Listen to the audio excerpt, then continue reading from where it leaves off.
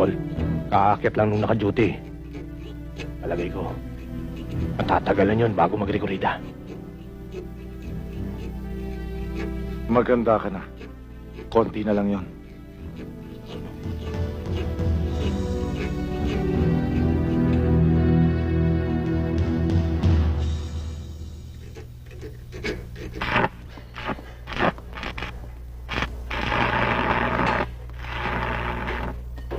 Good afternoon. Magandang hapon ho, Kapitana. Si Chairman Kayab-Yab. Ay, naku, kalalabas lang ho eh. Pero babalik din ho kagad yun. May kakausapin lang daw ho sandali. Gusto niyo ho ba maghintay? Hindi na bale. Sige, babalik na lang ako. Thank you. Sige.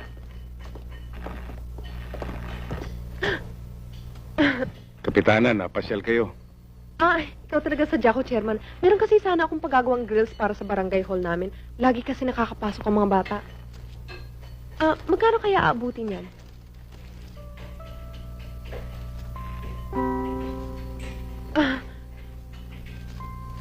Materialis lamang ito. Wala tayong pag-uusapan sa labor. Hindi naman kayo nakakahiya yun? Walang kabagay-bagay ito. Kapitana, siya nga pala, maraming salamat dun sa adobong pinadala mo. Yun ba? Buti nabanggit mo. Salamat nga pala sa rosas. Rosas? Yung pinadala mo kay Jessica. Pinadala ko kay Jessica. Oo. Oo. Yung pinadala ko kay Jessica, nagustuhan ba yung pagkapula? Pula? Oo. Hindi ba puti ang binigay mo?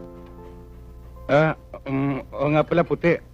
Nalito lang ako dahil sa pula suot mo eh. Oo. Kapitana, pasensya ka na't wala akong mayalok sa'yo dahil puro bakal lang nandito, mahirap palambutin yan eh. Kung mamarapatin mo at wala kang ginagawa,